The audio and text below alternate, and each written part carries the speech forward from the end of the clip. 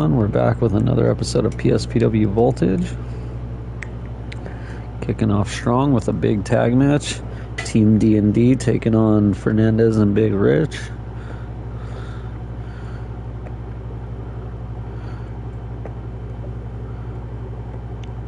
And Suzuki and Danny Strong pick up the win. Things are about to get good.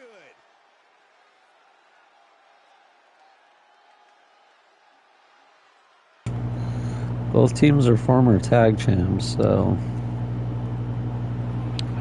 just a matter of who's going to get the job done. Yeah. Both teams have their own accomplishments. Don Suzuki, a guy who came in more just in the wrong picture and wrong division for him, based on where his skill level was at, but improved a lot since dropping down to the tag titles and doing mid-card stuff as well. Yeah, he's been a tag champ and an open world champ. And Danny Strong, powerhouse, right. 3-time open world champ, former tag champ, and now a former US champ on top of it. And if we're going by looks, it looks like he could probably snap both his opponents tonight. Oh yeah, he definitely could. But their opponents are also quite a talented tag team, right?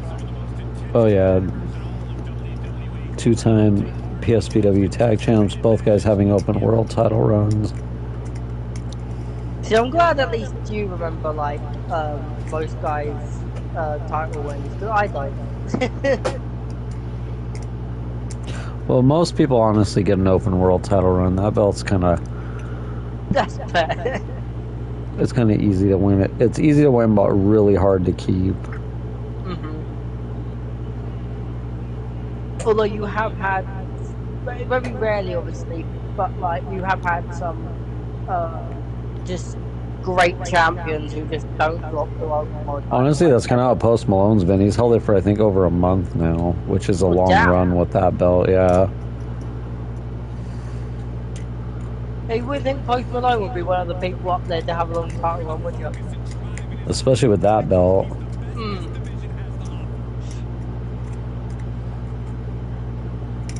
Post Malone to win the Rumble. I'm just kidding. I mean, I wouldn't be mad.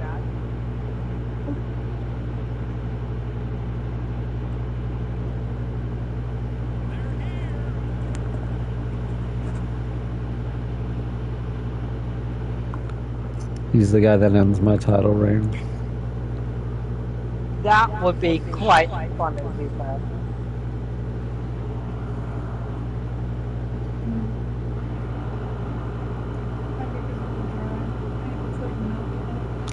It's because it was in the fridge.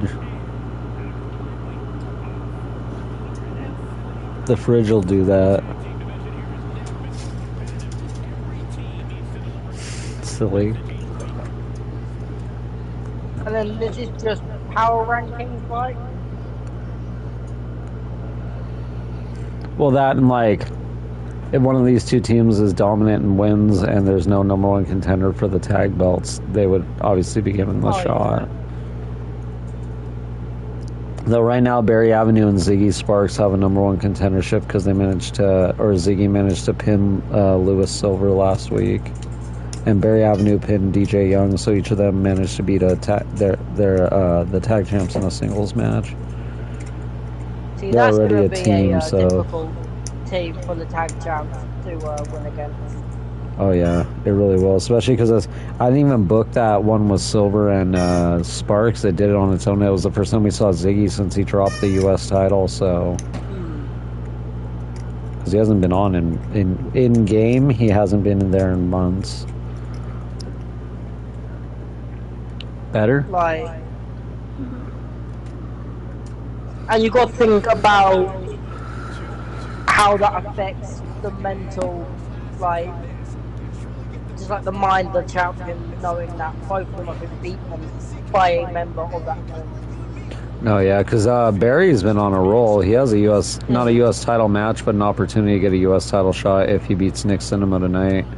He earned a shot at Survivor Series for the world title, was in a triple threat, and he didn't get pinned, so it leaves the door open that he's never actually lost to Chris Epic for the world title. Damn, Suzuki going off in this match. And also people want to get these wins because the beginning of next month starts the Rumble qualifiers, and it's 11 for each PSPW and AOW, and then CAW is going to have 8 people in the Rumble. Is that more than what you normally do for the other brands and whatnot, or no? Well, if it was just 2 brands, it'd be 15 and 15, but since I want to give COG Gold an opportunity...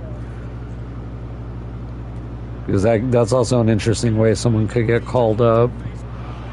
Imagine getting the call up by winning like the Rumble, so your call up is literally going to like WrestleMania. No, exactly. Like, oh god, nice move by Big Rich. And the only thing that can go wrong with that is, you know, somehow at WrestleMania the person who won the Rumble doesn't like put up a good performance, but like that's unlikely to happen. I feel like. No, yeah, it's very unlikely.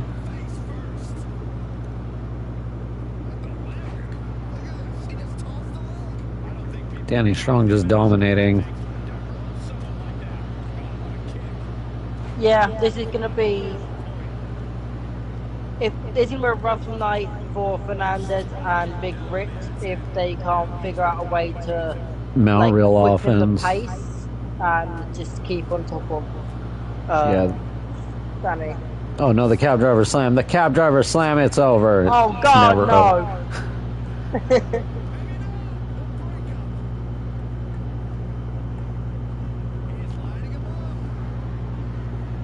I actually got hit with a cab driver slam today. Oh yeah, how'd that go? It went well, and believe it or not, it didn't end the match.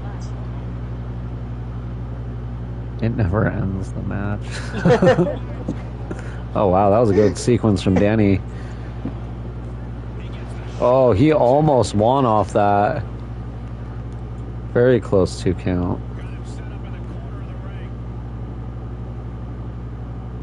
Danny and Dalton, they've formed a pretty good team. Yeah. That was a nice double team. Nice back suplex off the top.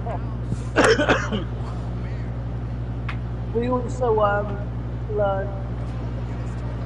Do you remember Shawn Michaels' old finish before the super kick, that like back suplex? The teardrop suplex?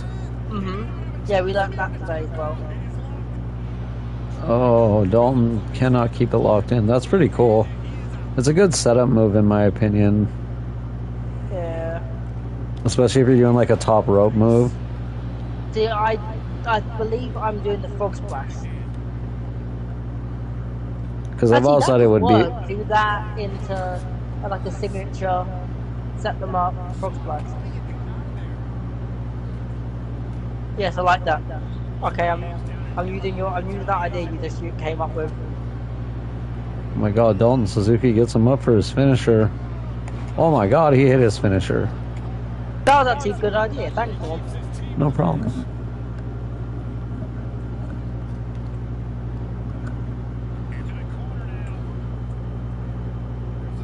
Oh, what?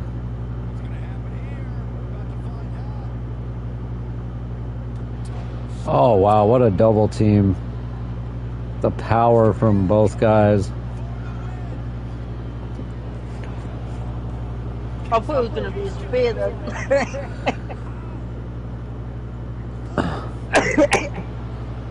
Yeah, I kind of thought something like that too, but I guess not. Got Big Rich getting angry. Oh, and like the other night, right, someone that goes training with me and whatnot was saying that they want to use like a frog, like the frog splash, but like they also kind of don't. Where it's like one of my finishes in that. I don't care. Use the frog splash if you want. Like I don't care. Like, you don't own the move. Yeah, most people have. There's a lot of wrestlers with the same finishes. Plus, if they're not trying to do the same one as me, just don't do the Eddie frog splash. Go do like the RVD or the Dominic or Ray or whatever. Like, There's like a million variants. Like, do a springboard frog splash if you have to. Like Montez kind of does. Like, that's something I thought about maybe trying to do, but I also don't know if I'm going to get bleeped. Oh, Rich goes for that big boot and can't connect. But, yeah. Oh no. Big Rich just destroyed Dalton with that power bomb. Maybe not. Because it's just like one of them things in wrestling where it's like people are going to use the same move. No, really. It's going to happen. Like, it's not like, I don't think they're trying to use it as like a main move. I don't know if they are or not. Either way, it still doesn't bother me. But, like, oh god, what's this? Whatever move you want throughout your moveset. Oh my god, what a double team that was.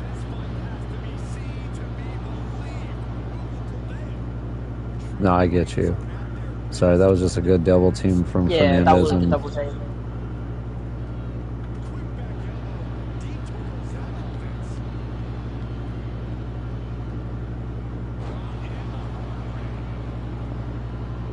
And at some point, I'm gonna start going over the, Alberto Del Rio's armbar. Yeah. Yeah, I'll start going over that as well at some point, so I have that and the frog splash. That's not bad at all. Oof. God, that tackle's nasty.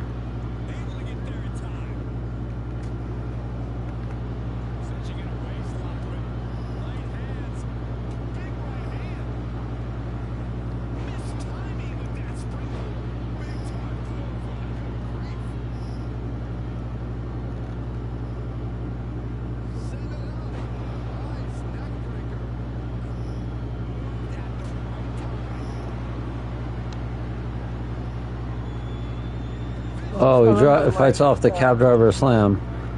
Not the cab driver slam. Oh, Inzaguri. You can't fight off the cab driver slam. That's not allowed. He managed somehow. He somehow managed. That's Not what you want to get hit with. Not what you want to get hit with. Oh, that could be the match. This is an unwritten rule. You can't reverse that. Oh god. Big choke slam.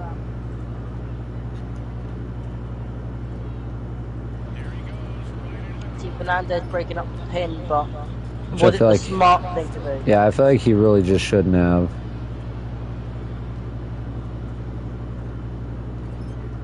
Or at least maybe wait for like the 2 count first so you can have a little bit of a breather.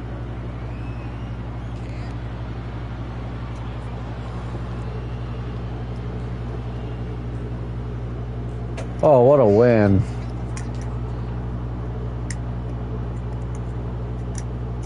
It's a good sequence, good way to win it. Nice little schoolboy roll up for the win.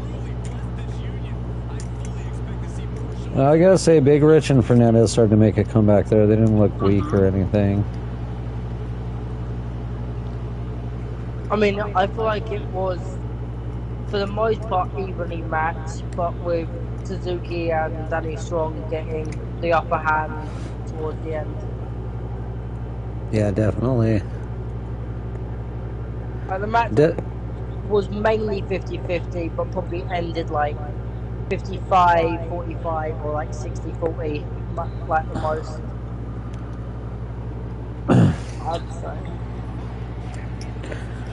I'd say. I think it became more 50-50 there towards the end. It just, once Danny Strong got back in the match, that was kind of the end of it.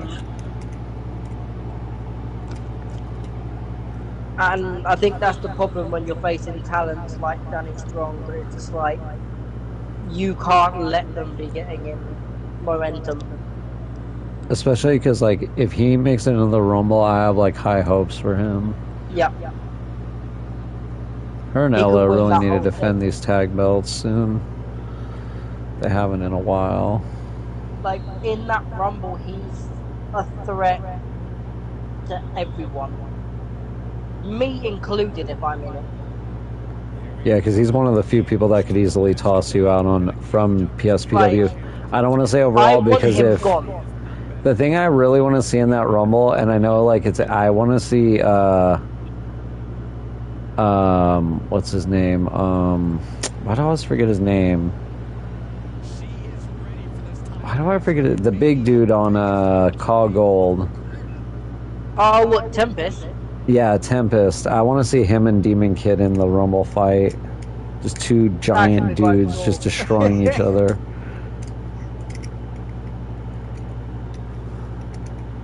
That would be a really good back and forth, I'm sure. Like, There she is, Sammy Marie, the Open World Champion. Match, but at the same time, like, you know, the Salvinians are willing to win the Rumble in terms of Demon Kid's perspective. You don't want any part of that. No, you But definitely it's don't. an even fight, and you don't want even in the Rumble. You want unfair. Watch, Avalanche Garcia's gonna win the Rumble. Oh, God. Lucky Tame, can you come back to like rescue us? Was Lucky Tame? I think it was Locky Tate tossed him out. Yeah. Locky and Timothy Hay actually regained the tag belts this past episode of AOW, so congrats to them. It's Timothy Hay's third run with the tag belts. Locky's second. Oh, that's about to say that. Lucky's only had 2, right?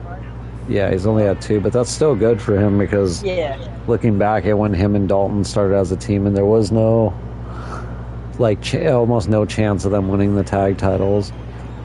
And I think that's just because of the position of like where Dalton was and maybe where Lucky Taylor was, but maybe a bit more ahead of Dalton, where like they were good talents, but they weren't quite at the top of their game. Well, the tag division was much harder because me and Simple were dominating the tag division at the time. You do have that as well, actually. Because they faced us several times, but they just could not get the win. And now you're world champion, and I believe he's currently not doing anything in terms of universe. Who's right? Simple? Yeah. I haven't downloaded him because I'm not sure if he put up his character or not. God, what a way to start the match. What a spear. Oh, God. These are just throwing everything out there right away. Yeah, so in terms of universe mode, like, he's sort of not high. He's on the indies, basically. Yeah.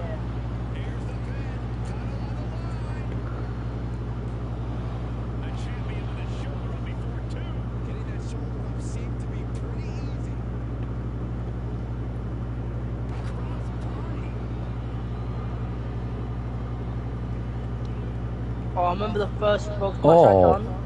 I got such an ego raise. What was that? Why was that?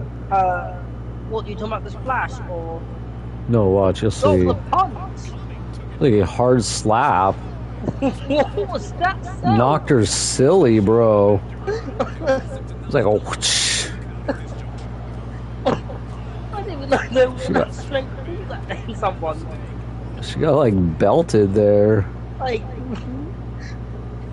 okay, Alice Blanchett is like the power of Nagano apparently or something. I know, it was like crazy. Like, what the hell?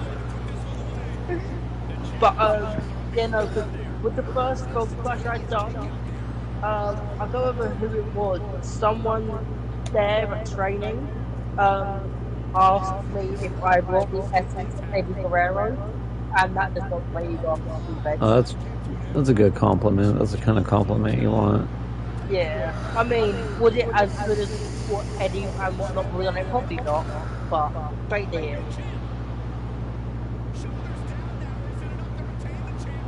Roll up battle. Oh, we like these.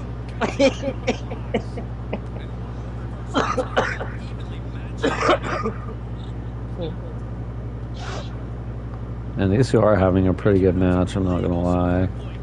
Very back and forth. Oh, went for a signature on the outside. That was not smart. Slapped silly.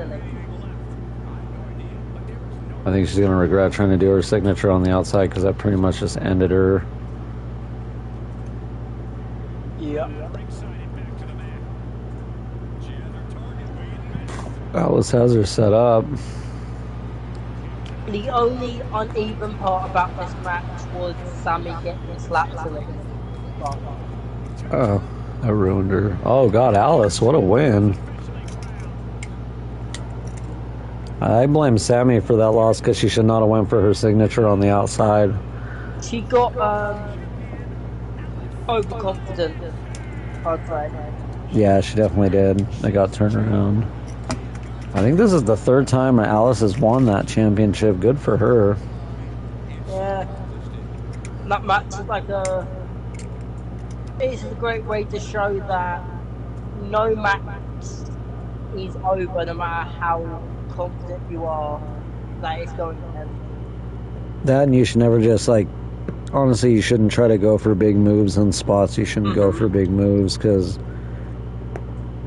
that essentially screwed her over. Especially when it's not needed to go for. And she was already not really, like, having the advantage, so it would have just been more beneficial to do it in the ring.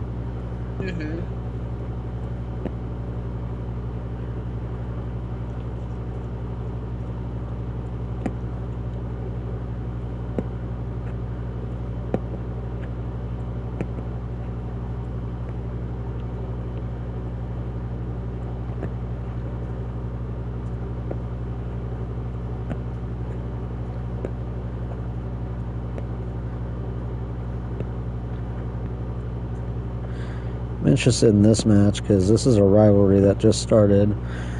Diana Wolf came back to AOW in that trade, and she immediately started teaming with Jackie Raden. She joined up with Jackie Raden and Stephanie Madison. They're now known as Team Madison because Stephanie, being the women's champ, kind of took leadership.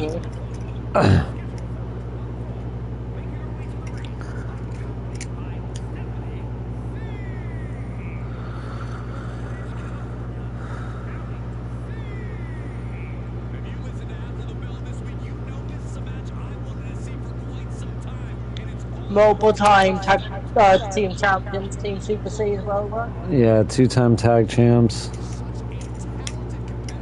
Up against two women who are combined three-time tag champs, with Jackie Raden being a five-time tag team champion overall. Yeah.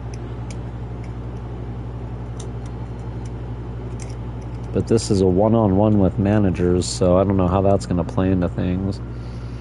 Oh, I thought it was going to be a tag match based on the entrance. No, it does that when ever it's a team with a manager. Instead of having them come out like a manager, they come out just like their normal team.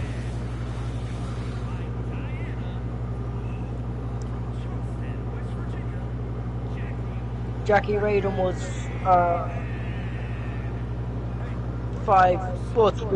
went to the 5-time tag champion mainly with with Diana Wolf 3 times, when they were in the Wolf Pack. That's what it was. I want to say Wolf Pack, but I also kind of thought that was a real life tag team and not. It was also the NWO Wolf Pack, but I just call them that because her name is Diana Wolf, and it made sense because it was her group. I think she had a different look as well during that tag team as well, right? Slightly different, yeah. Oof. Alyssa C's starting up strong. Alyssa with a lot more experience, that's the thing. But Jackie's gained a lot of experience. So. Like, I think the experience is the key to victory for Alyssa C. Just use that and stay on top. Just try not to let Jackie Raden get momentum. Don't let her use her power on you. Yep.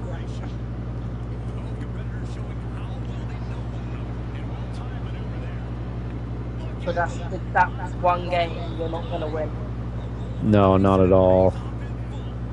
You might be able to be faster than her or out-wrestle her, but you're not out-powering.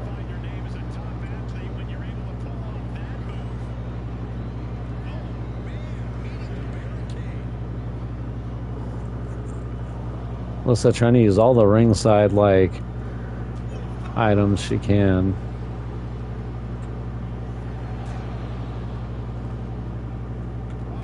Oh. Jackie taking a cheap shot at Stephanie C.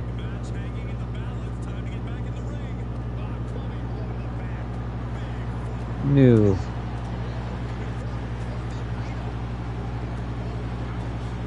winner of winners. Oh, Alyssa.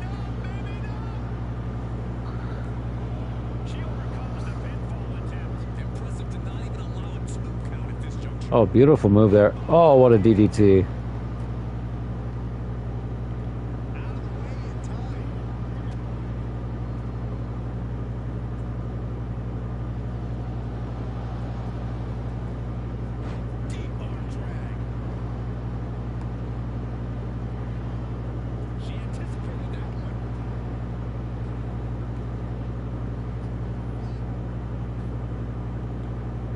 I think Alyssa C's just trying to wear her out in this.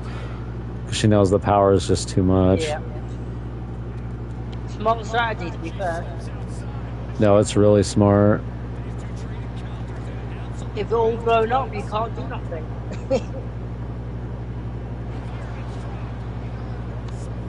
The only problem for like Alyssa C when Aussie Jackie Raiden does get blown up is you kind of got end things before the second wind hits, because otherwise you're in for a whole much longer battle.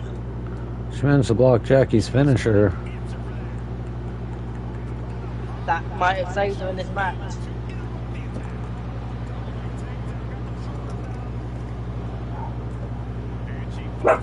Almost won the match off that roll up.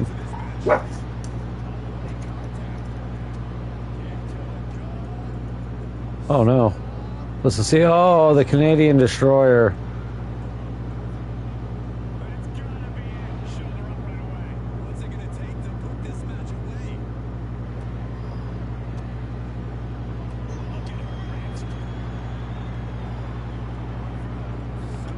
Oh, that's it. God, what a finisher.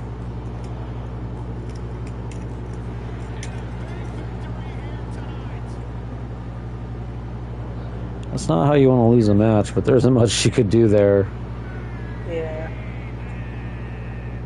Why is Diana Wolf acting hurt? She didn't even do anything. you know, she She's like, oh, I hurt myself standing there. I hit my arm on the ring. My bad. Like, she literally did nothing, and she's acting more hurt than Jackie Raiden. Like, what? It's not even like she got hit like Stephanie either. She literally had nothing happen to her. It's just like, what are you selling? Maybe she's just taunting Alyssa C. It could be. Next up, here we go. Elizabeth Mega Ella. Lovegrove, yeah. I believe Ella is multiple-time open world champion, world heavyweight champion, right? She's she's a multiple-time open world. She's former women's world champion. She's a former tag team and a former Tokyo champion. She's done it all. See, I couldn't quite remember if it was actually her or I was naming her sister the compliment. Which her sister is fairly close. Her sister just never won the tag belts on AOW. Well, there's no tag belts she needs to win. I'm sorry, she needs to win the women's US title because their Triple Crown's a little different.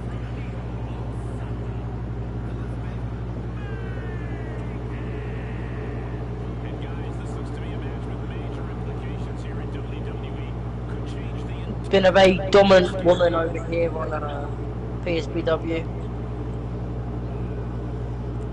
She's someone when we hit Mania and do the draft, she's someone that probably could use a new brand or at least new opponents.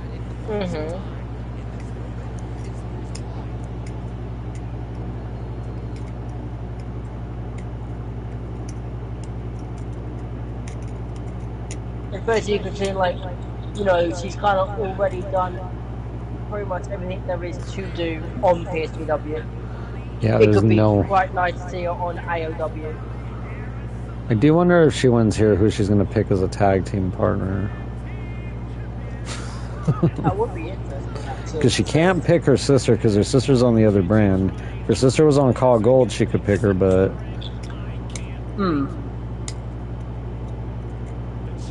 Anyone on Call Gold and anyone on PSPW. Yeah.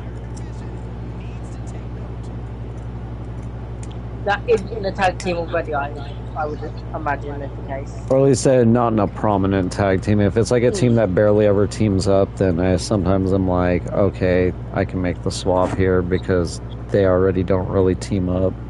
It's not like you're really a team anymore anyway. Yeah, it's not like you're really a team anyway. You're just kind of together for like and do nothing. So, and it usually benefits those teams anyway, because then they don't have to worry about, like, one guy will go to singles and the other guy will actually go to, like, a team that's starting to win or get noticed. Yep. I remember watching this YouTube short the other day about what if WWE didn't fumble, carry, and cross, right? Yeah. And the first thing I said is, that's impossible for them to do. Not fumble, carry, like, come on. What bad.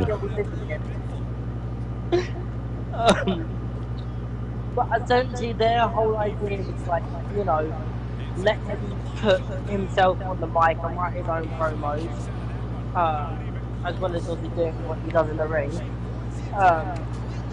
But they decided to put him in a feud with Uncle Howdy, and my immediate reaction is like, no, that's two guys they need to build up, and now you're having to bury one of them so the other guy can go over in that feud. Oh, like, Lovegrove.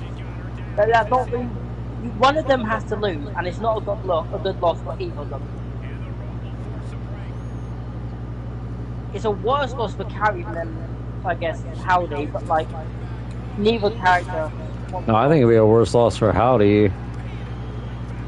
People don't expect him to lose. Okay, that's fair. Still don't know why he took the pin at WrestleMania. Like, there's no need for him taking that pin.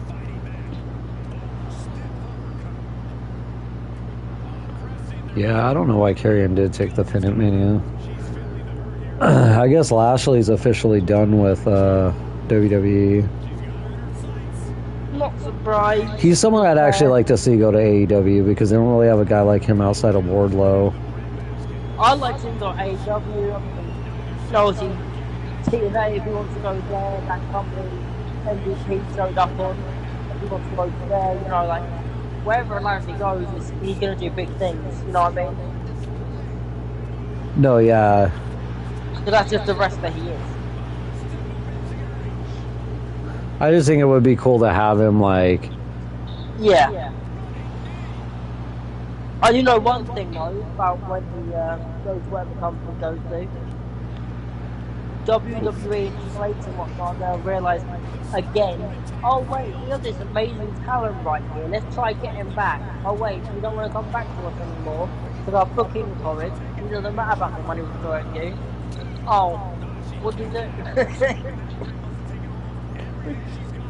Yeah, because I feel like people are going to start realizing soon that I'm not saying Triple H is a bad booker, but his booking isn't as good as people make it out to be. Sometimes it's too damn predictable. I hate it.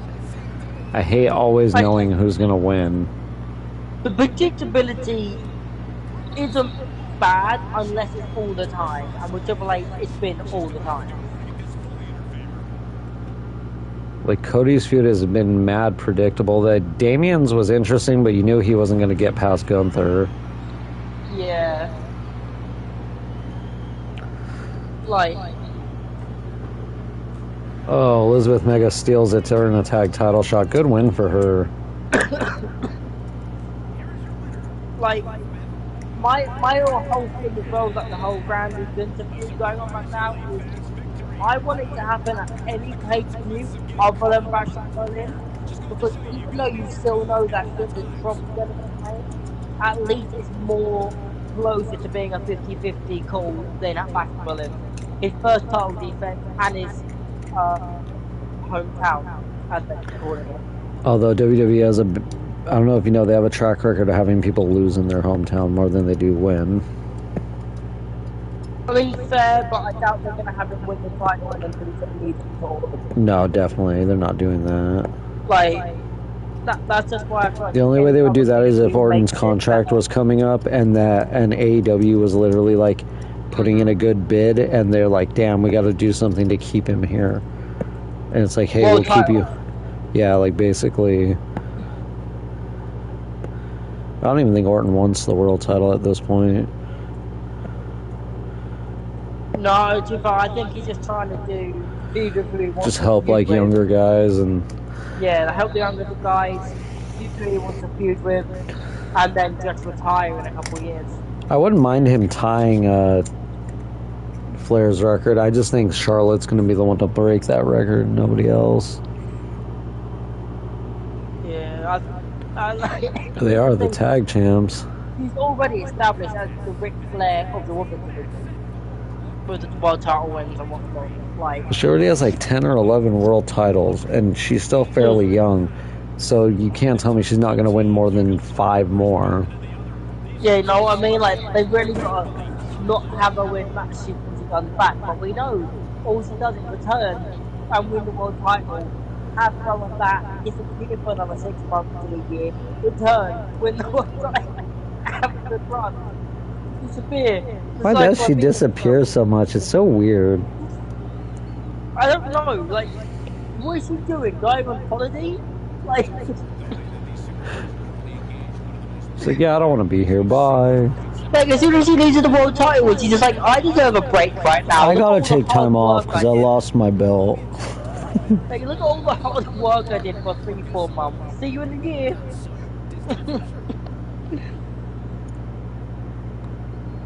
If McKinley and Nux win here, it'll be a triple threat for the tag belts. Which I wouldn't mind because I kind of want to see McKinley and Nux win the tag belts because I feel like they've been trying for so many, like, months, weeks to beat people who have held the tag belts and they can never get it done. And I got a lot more respect for McKinley after his, like, little feud with Chris Epic. Well, Charlotte, like, oh, she's very talented, but I feel like a lot of people ain't gonna give her the credit for that because they don't like her because all she does is return and win the world title and then disappear or to lose it, just to win it again anyway. No, I get that. People are pretty critical over. I mean, like, the only time people actually wanted her to win the world title when she comes back was when Ronda Rousey champ. Like, no one as a wrestling fan likes Ronda to win the piece. Oh, God. Poor McKinley. No, I got you. Oh. McKinley's just getting bullied. I was also, like, talking to one of my mates about SmackDown and Raw, so they were talking about how Raw just sort of feels superior. And, like, I don't know if you agree with this or not, but I sort of said, like, it's kind of because on Raw, like, you've got, like, the Judgment Day who are, like, your main guys, you've got Gunther, like, you've got all these talents that have a place, like, they fit in, and, like, they're all important in some way to Raw. And on SmackDown, it's like, you've got the Bloodline, and then Cody and everyone just feels like they're there. Pretty They're much. not the main card, it's just they're there. No, it's pretty on point. Unless they're teaming up with Cody that week or something. Huh? Said unless that week they're like teaming up with Cody, then they get like some spotlight.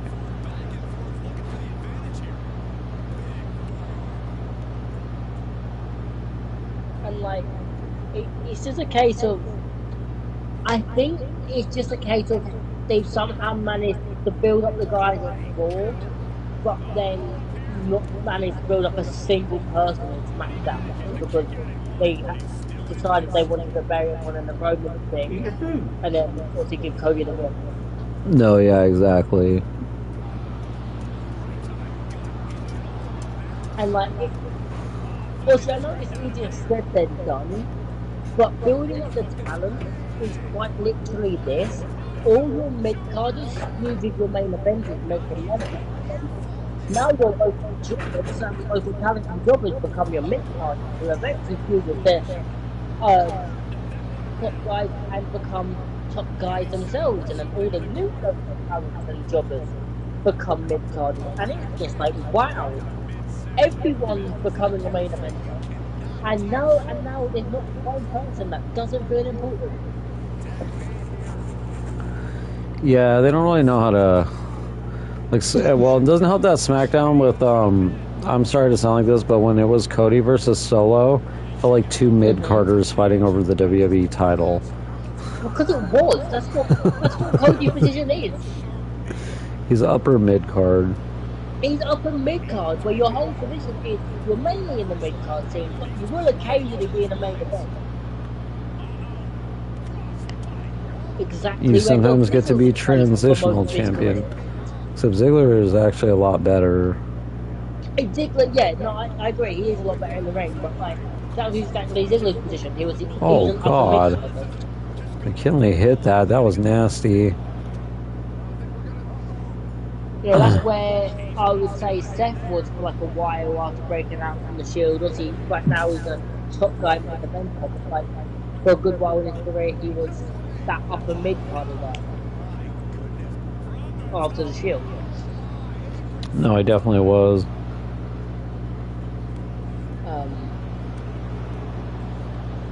And it definitely doesn't help that, like, in certain interviews, like, Cody's sort of shown that he thinks himself as bigger than the business, but he thinks him turning heel or whatever would, like, destroy the whole industry or whatever.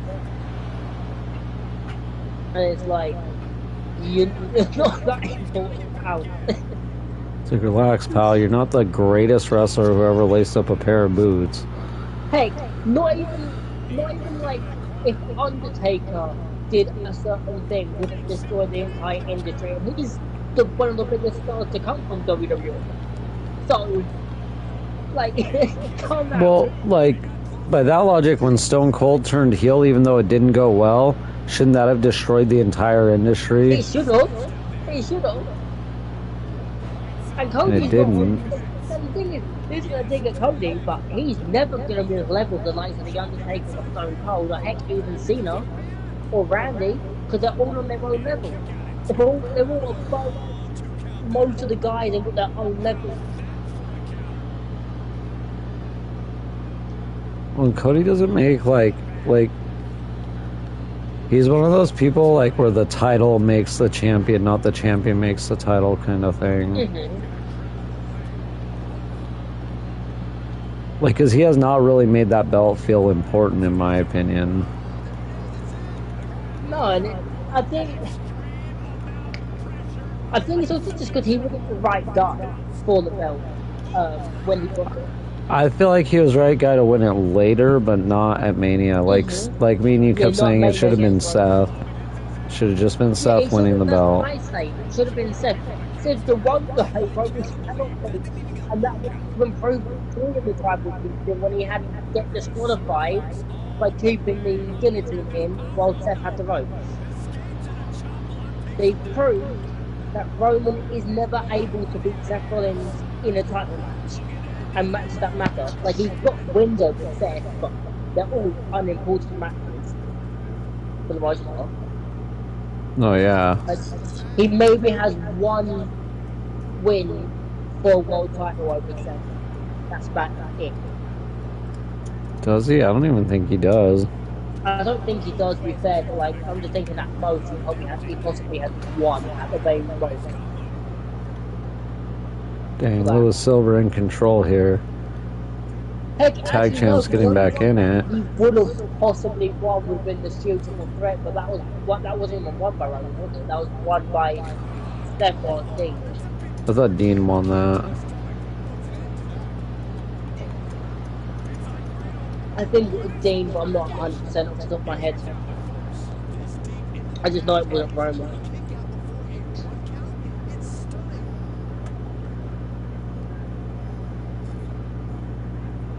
Oh, God. Nux needs to figure out what he's going to do here because this isn't going well for him. It's even worse for Cody now that Roman's back and is feuding with Solo. He's not even gonna be like a thought in a lot of people's minds. Everyone's gonna be like, "Oh, what's Roman doing? Oh, what's Solo doing? Oh, what's the blood?" Maybe not Solo, but yeah. So, avoid trying to figure out, you know, what his next plan is. Oh, Nux stole that! What a win! McKinley, you like not gonna bring that up, bro? You're gonna watch it happen? Okay. Well, McKinley's on Nux's team. Oh, I thought, okay. Because if you saw, DJ was charging at McKinley to hit him, and Nux took advantage and cheap shot him in the back and then rolled him up. They got themselves a spot in the tag title match. Two teams. And now we have a big triple threat with Adrian Contra, Demon Kid. They're challenging Post Malone for that open world title. Crazy match. See, this could go one of two ways. A, we team up on Contra because I don't like Contra and I think I have a like for Post Malone. Right?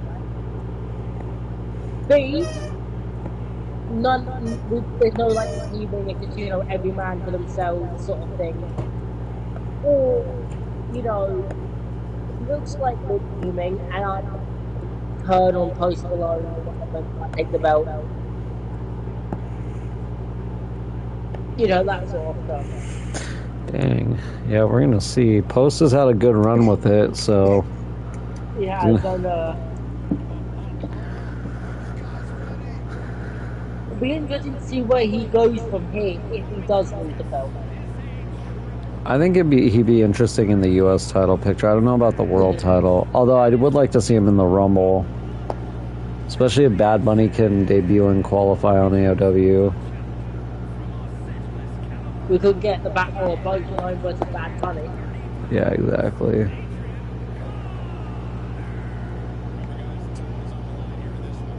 Also, have you seen that interview where Damian Priest has said like Bad Bunny isn't even a celebrity coming in? He's a full-blown WWE superstar in the eyes of like people backstage and whatnot. Oh yeah, I believe it. Because it's because of what Priest said, like he moved all the way to House in America just to put everything he has into the business for that match with him. Oh, that's pretty cool, and man. It's like, not many people are going to do that. The only other celebrity off the top of my head I can think of that they're all into wrestling is Logan. Logan, and because if you want to go far back, the only other one I can think of is Andy Kaufman. Yeah, no, I kind of forgot about that. I mean, that's way back, though. I guess him, and then I'm trying to think of any other... I guess now you could say, even if you include the WCW thing, but also his stuff when he was working the Indies there for a while, David Arquette did become, like, a pretty good wrestler, like... Yeah. No, you're right about that, actually. It's only really like a handful of them that, like, have done that.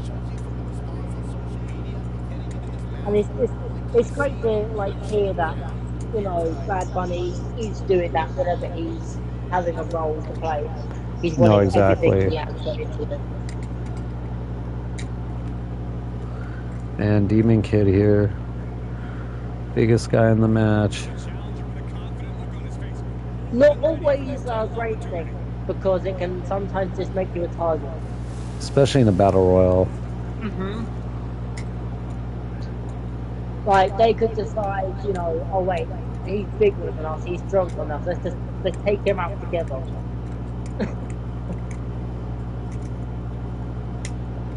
No, exactly.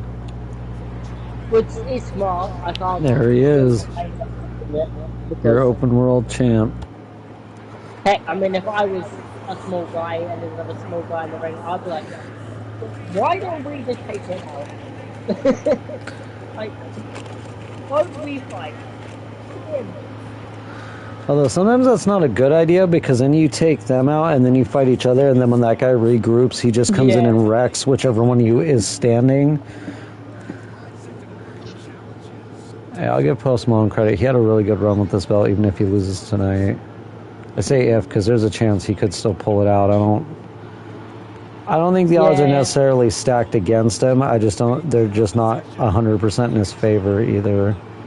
Because obviously he doesn't have to be pinned to lose that belt anyway. And he's up against two former world champions. Yeah. I think, honestly, the best thing that would happen for you, I know it sounds weird, but if somehow you and Contra could just get along to form a team long enough, because you could both pull off the Grand Slam and the Triple Crown at the same time. Yeah. And I feel like with the want of that, the way you two are, if you actually could get along, even if, like, you don't like each other, you can make it happen. Like, kind of like, I don't know, it's slightly different, but, like, obviously when you and Simple were a tag team, like, you would stab each other, well, actually not you, he would stab you in the back a lot of time in matches, but, like, when it came to actually defending the titles and whatnot, like, it was all just game because it's about the goal. Nothing else. No, yeah, exactly. To be fair, with Post Malone, like, in some games to win here, he doesn't even need to do a lot of work. Just be at the right place, right time to take a pinfall off of someone. Like, I could hit that big power bomb or whatever, and he could just get rid of me and Contra or whatever, you know what I mean? No, exactly. That could go for any of you, really. Yeah. Give Post credit. He knows what he's doing here. Oh. Holding that hand of mine, that's actually a fairly smart strategy. Contra bringing in the chair, but he focused on stopping the pin, doesn't use it. And he's focusing the back. That's extremely smart. Getting my arms, my hands on my back, and I can't hit. That's as easy. They're just going at you here. Oh! Sledgehammer! God, they're beating the hell out of each other.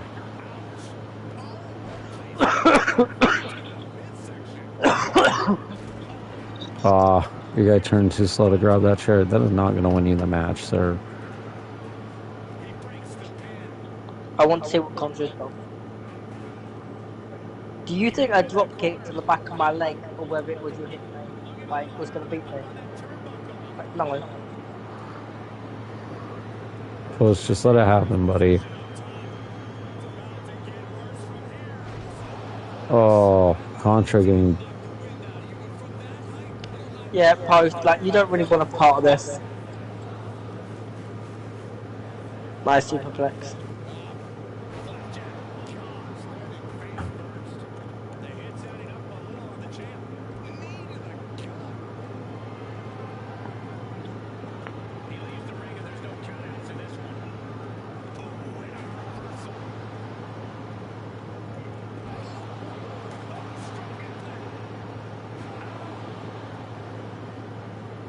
Oh, Post is just taking advantage of using weapons in this.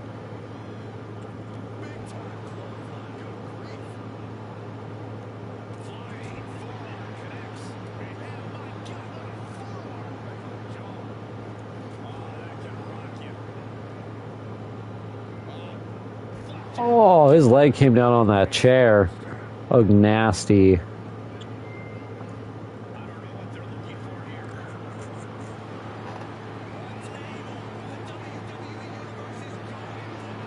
Oh, we don't need tables and ladders, but we're getting them.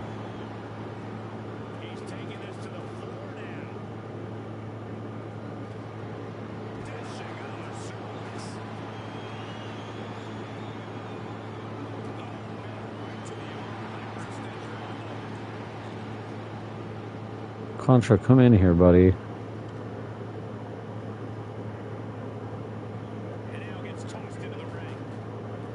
Post, you knocked my table over, buddy. I hate when they do that.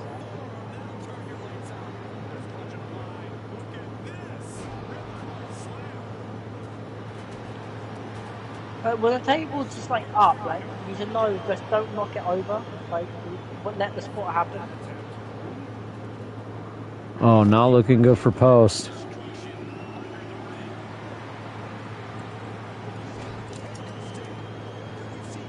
He's up. And he goes down. Up again. We're coming. Down again. Up again. Down again.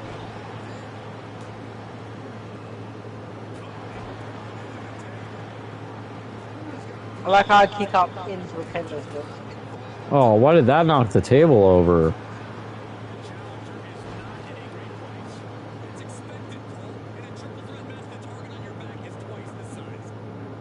Did I knock the table over punching Contra in the face? Apparently. I didn't know that's how physics work.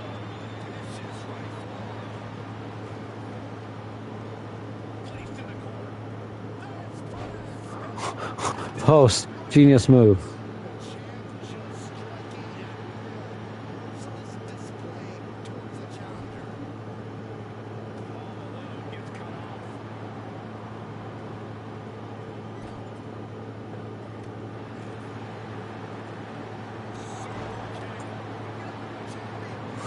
Super kicks post. Adrian Contra stops it. Oh my god, I can get the belt! What? Oh.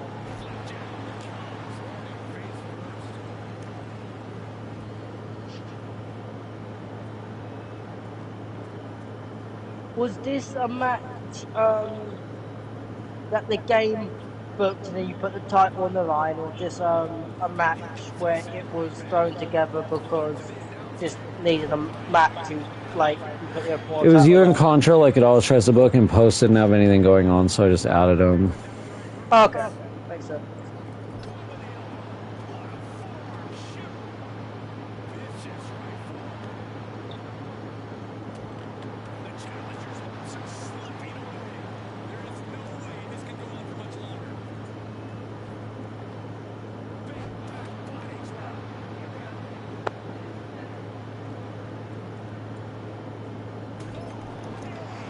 Oh, what? No. What a guy. Low blow!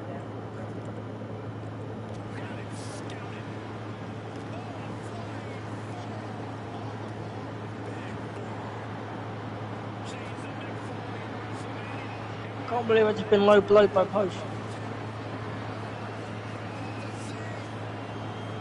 Oh, he blocked it. Are you kidding me?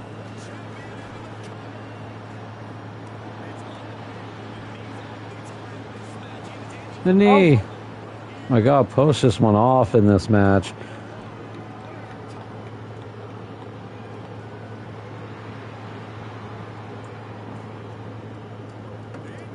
I never would have imagined Post Malone being so good at wrestling.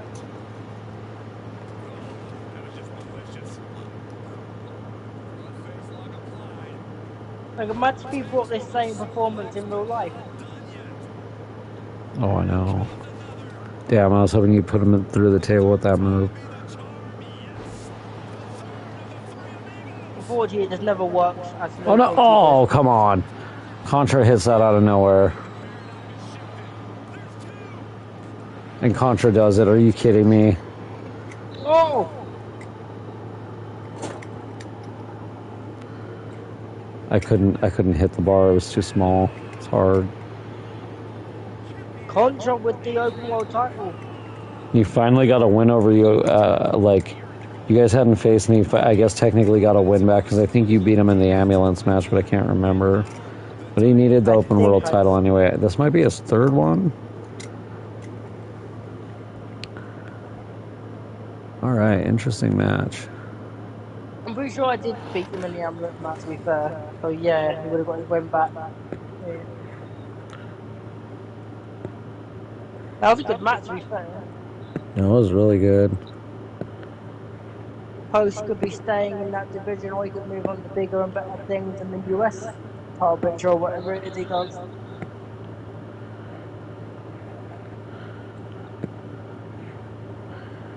US title is probably a good spot for him. The tag belts wouldn't be bad. It's just he's got to find a partner. Mm-hmm.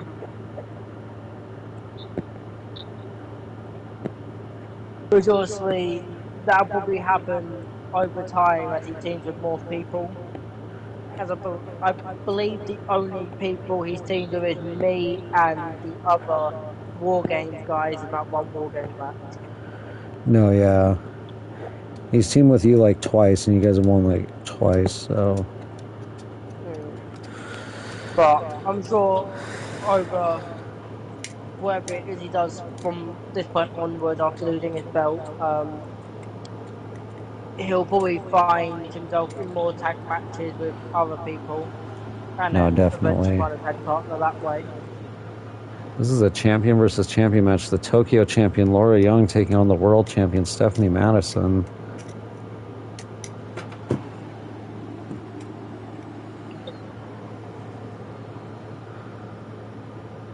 Laura Young, a former open world tag team and the current Tokyo champion. She needs the world title to get that Triple Crown and that Grand Slam. Her opponent Stephanie Madison just needs the Tokyo title to do it, so stakes are high for both these women.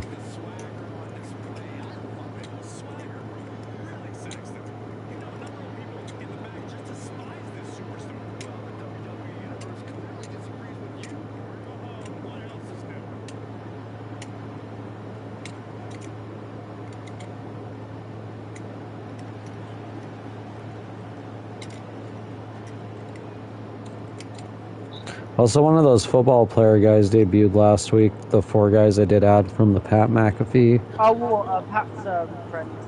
Yeah. What's his name? Hold on, I'll tell you. It was.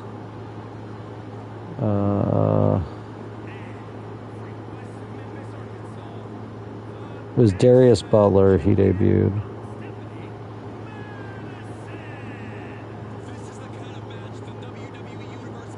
Okay. And he beat Big Rich in his debut, so that could also be someone that Post Malone could team with him or AJ Hawk, because they're not in a team together. I let the other 2 guys be a team because the game naturally teams them. They're on AOW though. Okay.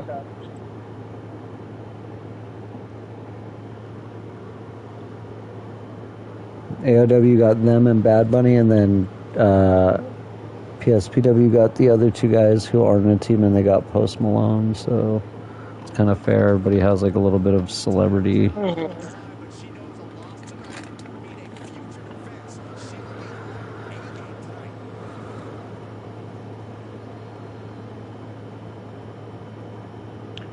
I know, obviously off topic of the universe, but like, one of my mates thinks not LA Knight, sorry, Joe Hendry when his contract's up with TNA. If he get offered a contract, he should come over to WWE. Oh, he's probably going to get offered a contract. I don't see why they wouldn't offer him one. I know he's obviously already done one, but like they're saying that he'd probably get more money at WWE as well as whatnot. And I sort of said like he probably will, but at first his contract's probably going to be, even if it's by. It's by what? To be honest, because he got a slightly smaller pay decrease from TNA to WWE at first, because when they realised how much value he has as a. Oh, they already do. That's why he's going to get a bag of money. Member. They're going to give him a fat bag of money. They already know what he's worth. Why do you think they're like already promoting him like he's a WWE guy? Like out of all the crossover people, he's crossed over more than anybody else other than MSK. Yeah. Which I'm imagining he's not going to do a bit more crossover now because the whole thing with what's his name?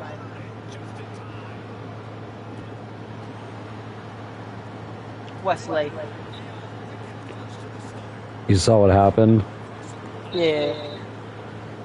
Yeah, it'll be interesting unless he finds a new partner. Oh, Madison taking control with her signature.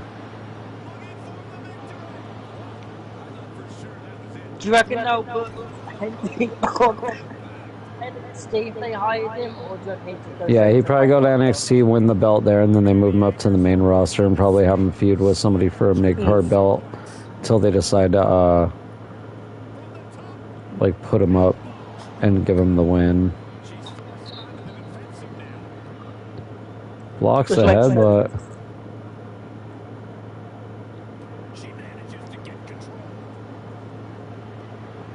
Oh, blocks the headbutt again.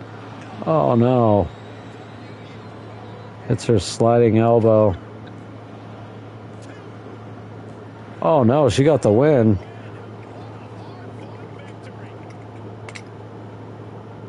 That was a good match between them. Yes, it was.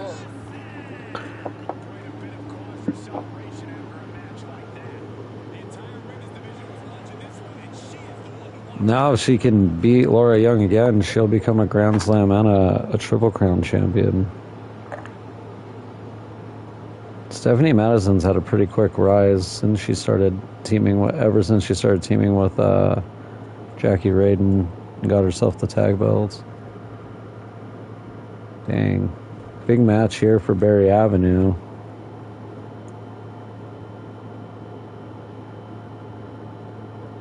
Taking on our U.S. champion.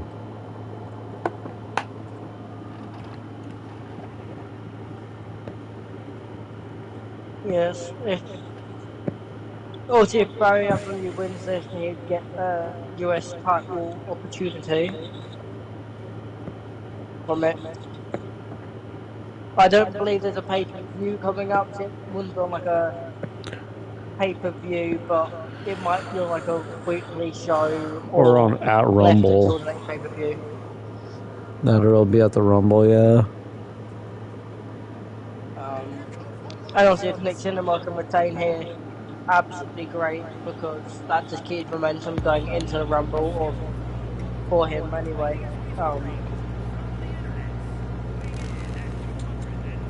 I think Cinema might pull it off, but he's been having to dodge a lot of bullets.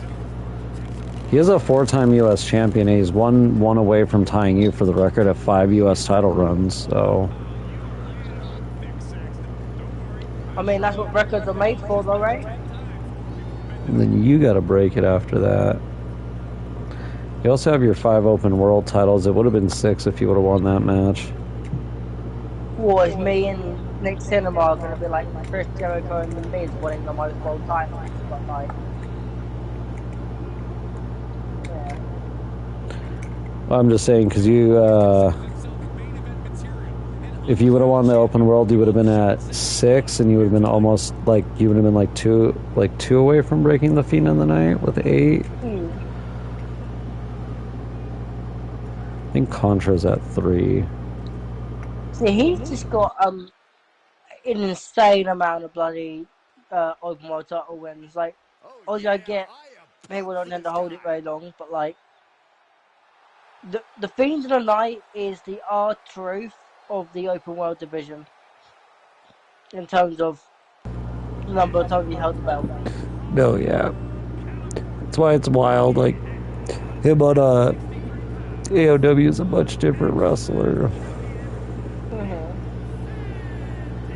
See, I was going for the Cosmic title, but he's also just like hung around the IC title, which is kind of weird because he's usually going for like those kind of like the Cosmic in the open world, or he goes straight for the world title. He rarely goes for a mid-card belt.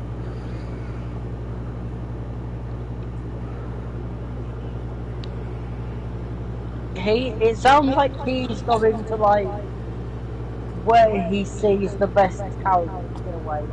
So maybe he's seeing what he feels like is the best talent somewhere in the mid-card division. Maybe it's just a specific wrestler. I forgot if he loses here, it'll actually be a triple threat because I forgot Danny Strong did actually beat Nick Cinema in a non-title match, and he kind of got revenge on him because Cinema beat him by roll-up to get the title, and then Danny rolled him up in a non-title match to like get a win back, I believe. So that is Nick Cinema versus Danny Strong at some point. But Barry Of Avenue course, could get in there. Yeah. depending on how their team does going into like the Rumble and whatnot, and if there's any number one contenders, it's also a possibility that there's a tag title opportunity for him and Dalton Suzuki as well, right? Well, yeah, I mean, if they earn it, but right now the tag belts are Barry Avenue and Ziggy, and then Craig Nux got that win, so it's a triple threat now with them. Yeah.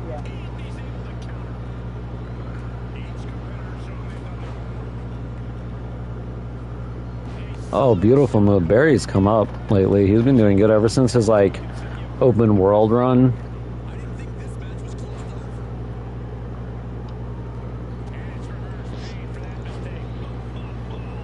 I think in some ways the open world title division like teaches you more than you might learn in the US or like the world title picture, just because like it's a lot harder to keep hold of that belt for a long time.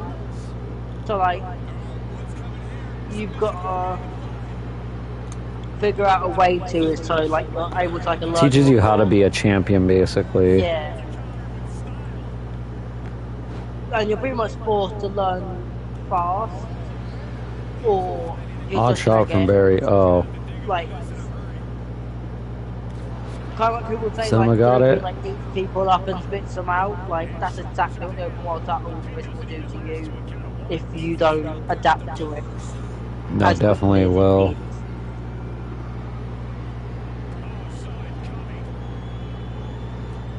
Nice scissor kick.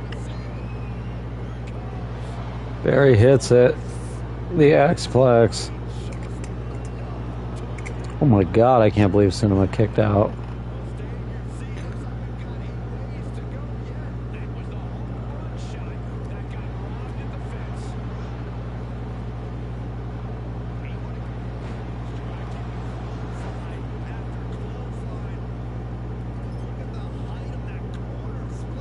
Oh, I messed that up.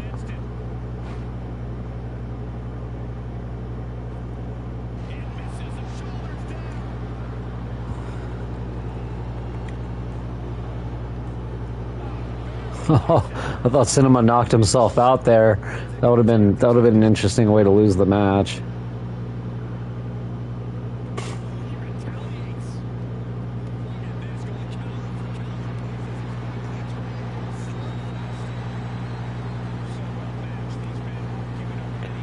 Ooh.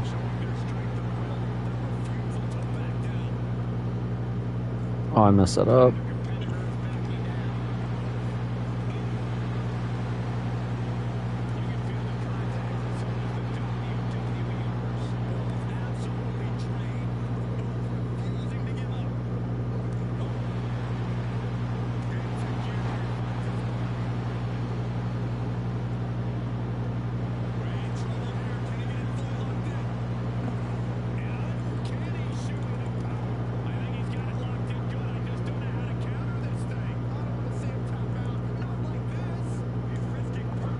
Yes, Cinema locked in, but it's not enough.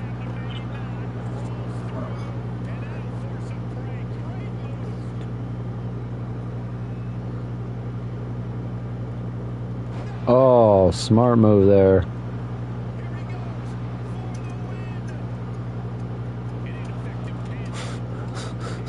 Tried so hard to beat him with just that stupid pin and like was not gonna work.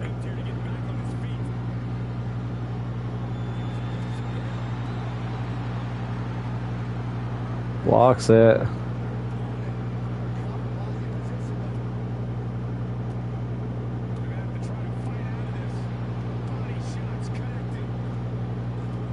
God, they're just fighting back and forth.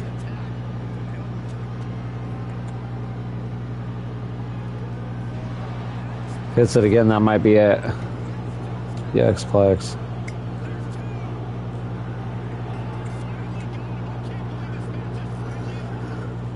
That was a good match. Damn, I didn't expect those two to like work that well together. I didn't see it coming.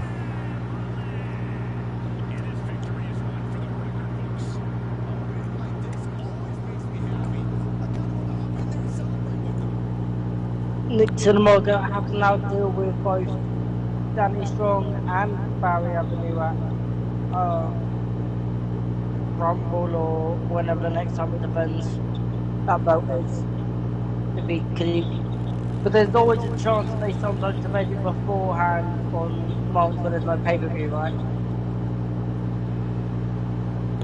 Well, we're in the last couple weeks of December, basically.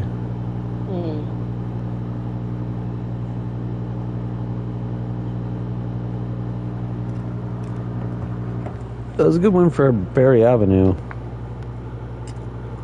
That it was. Oh man, big match. Who will win this?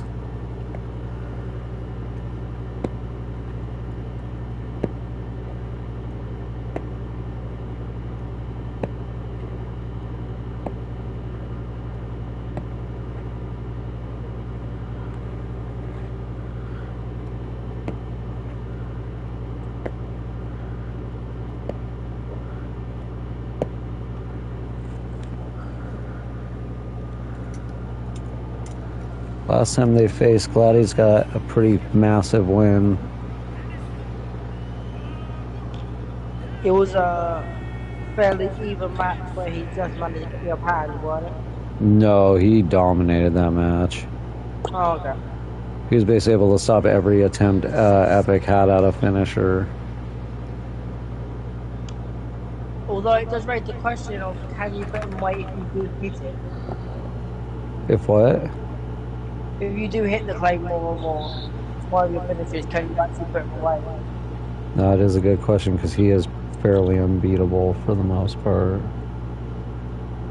Like, not to say Gladius does, but like it could be a, like for example, a glass draw situation where like if the finisher does hit, that's match over. I'm just worried because if he wins, I feel like he's going to be a Gunther type champion. Like nobody's going to be taking that belt from him. Like for a while. The only reason Cinema was able to get the U.S. title off of him is because he kept beating him by roll-up. He could not put him away with the finisher ever. He's just gonna be insane to try to put down, ain't it? Pretty much, yeah. Imagine him in like the Rumble. Just tossing out everybody. That's why Call Gold got kind of lucky he left. Huh? So that's why they got kind of lucky down on Call Gold. He ended up leaving and coming up to the main roster. So he was the champion.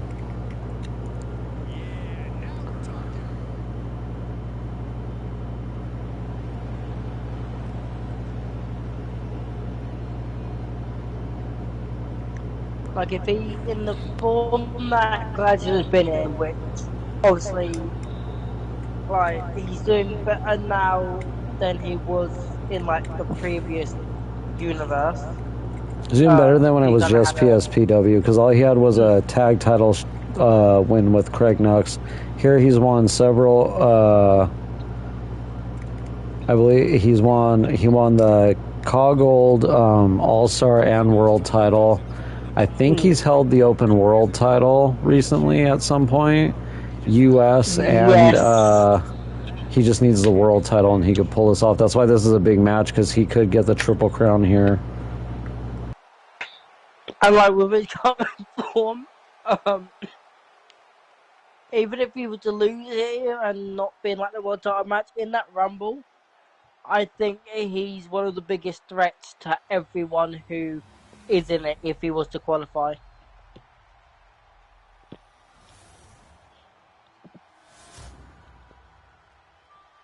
Introducing the challenger from Rome, Italy, weighing in at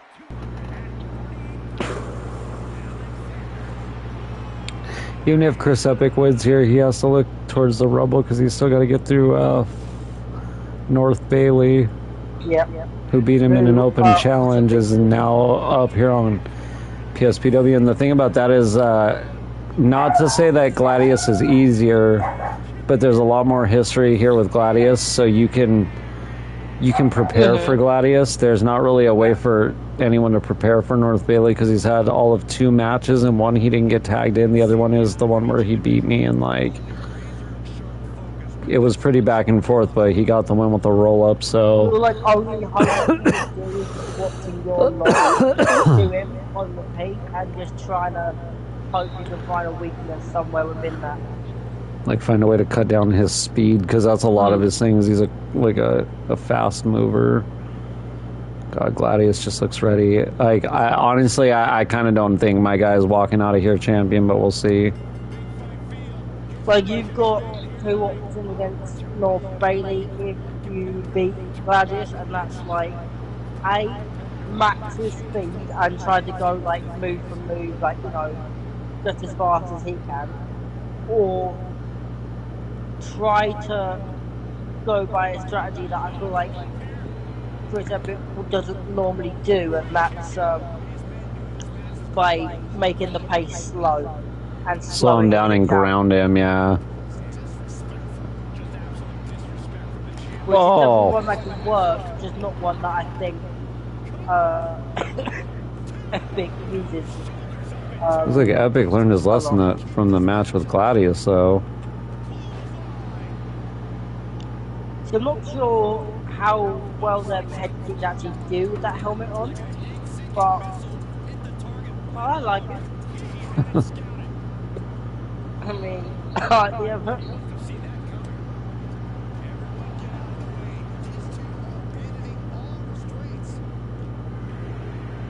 I wonder if it hurts, like, going down... Oh, like, God. Oh! That's not what you want to get on the outside. No, I know.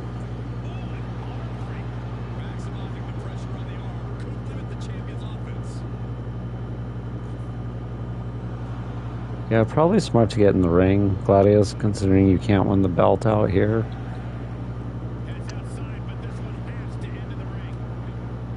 Hey, I done that move Gladius just did.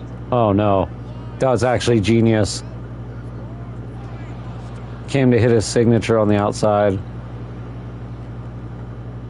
That's okay, Leo rushed him. No, okay.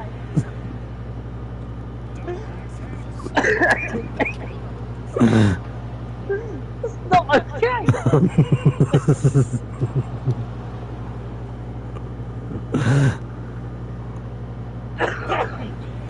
Oh no, that's awful. No, that signature definitely did the damage because Epic is not. He's not like in such a good position. He's slowed down. Leo Raj is on my ticket getting blacklisted in most companies.